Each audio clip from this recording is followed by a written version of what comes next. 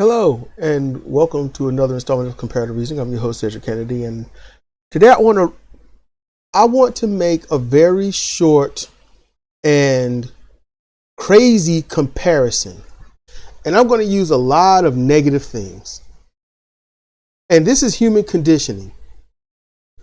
This is so when people first, because Cedric made a concoction out of carbonated water and some drink, and instead of it being better, it tastes. Wait, what is it? Osake and carbonated peach. But blackberry. Okay. So she'd made that, and it tastes more like beer. And I thought about how bad beer tastes. And a lot of people say, "Oh, I love a good beer." Yada yada. Okay. Now listen. I want just sit back, relax. Don't be in defense mode. Just hear me and listen. When the first time you have beer, it's gross. It's gross. No one has ever drank beer for the very first time and said, "Yep, that's it." No one. So beer is nasty, but you keep going back. Why? You want to fit in. And if it's not fitting in, it's you don't want to look weak. You don't want to look like a punk. Toxicity, you want to be a man. Okay, that's the last one because the others were for it could be anyone. But you go back until you're okay, and even if you're not okay, you get to the point where you're not drinking that beer for the flavor. Not really. That's why you make it so cold. So cold. So when it's hot, or you could cool off because of something, you go right to it. Beer in the stomach, well, it breaks down to somewhat of an alcohol, a sugarish alcohol. And that sugar part of it, well, that's that goes to the endorphins of the brain, and it says, "Ooh, that's it. That's that. I need that right there." Your brain associates the beer with it, and there you go. You have a reason to go back. Not necessarily an addiction, but it's a weak kin to it. Okay, so we got there. Beer gross, but you go back to it to the point where you like it. That's basically just sum that up. Cigarettes, smoking. First time anyone smokes a cigarette, what do they do? Cough real bad, real brutally. And they're like, "Oh man, crap." And then others laugh at them and stuff like that. Even when it's come to weed, this is the first time you smoked anything. So people laugh at you. And ultimately, what do? You go back. Why? You want to fit in. You don't want to look weak. You got to do the right thing, and all the cool people or the cool kids or whatnot are doing it. Anyone who's anyone is doing it. Everyone's doing it, so you keep doing it to the point where you don't even realize you are hooked on it. And that in smoking is an addiction. It's only classified an addiction when you have to do it. You can't function without it.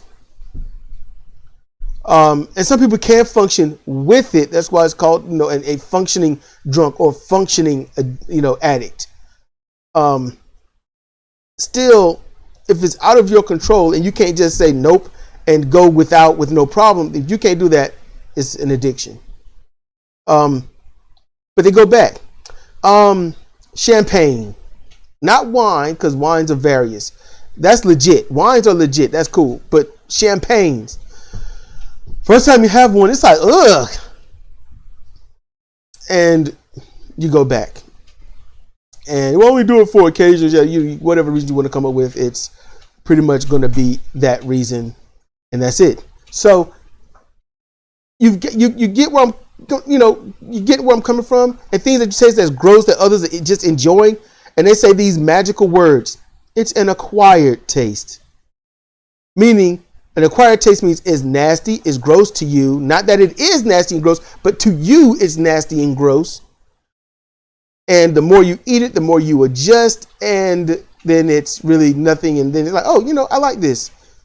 It's not nasty anymore. It might be neutral to okay. Some things you just can't get used to. So like Cedra and Geritol, not gonna happen. And she's doing that for iron, and it's loaded with iron. But yeah, it's infusions cost $2,000. You can't do that every 6 months. And that's why.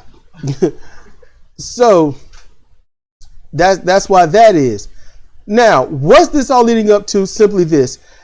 People will keep doing what they don't want to do, keep doing what they don't like, doing what's gross until they fit in.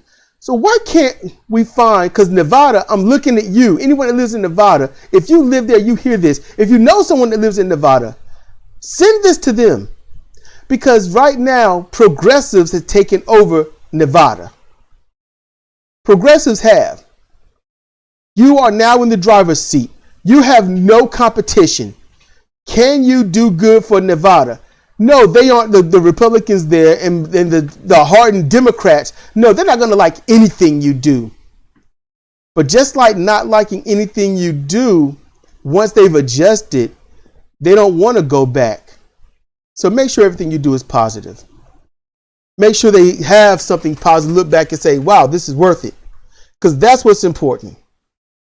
This has been Cedric Kennedy for Comparative Reasoning. Thank you for listening.